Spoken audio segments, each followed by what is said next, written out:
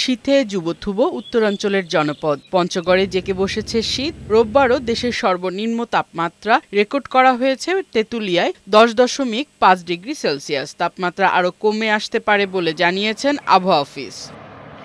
কুড়িগ্রামে ঘন কুয়াশা ও কনকনে ঠান্ডায় জনজীবন স্থবির হয়ে পড়েছে। দুর্ভোগে পড়েছে খেটে খাওয়া মানুষ।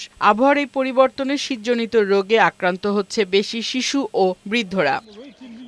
শীতে লালমনিরহাটে মানুষের ভোগান্তি বেড়েছে। বেশি কষ্ট পাচ্ছে তিস্তা ও ধরলাপাড়ের মানুষ। শীতে ব্যাহত হচ্ছে কৃষিকাজ। শীতে আমাদের খুব কষ্ট হয়, কাজকাম করার আমাদের অসুবিধা হয়ে যায়। গত কয়েকদিন ধরে ঠাকুরগাঁয়ে বেড়েছে শীতের তীব্রতা। ঘন কুয়াশার চাদরে ঢাকা থাকছে চারপাশ। এতে দুর্ভোগে পড়েছেন দরিদ্র ও শ্রমজীবী মানুষ। চুয়াডাঙ্গায় শীতের তীব্রতা বেড়েছে, নেই সূর্যের উত্তাপ। সকাল জুড়ে ঘন কুয়াশা আর উত্তর দিক থেকে বয়ে আসা কনকনে হিমেল বাতাসে ব্যাহত হচ্ছে স্বাভাবিক জীবনযাত্রা। ফারহানা শিমু, বৈশাখী সংবাদ।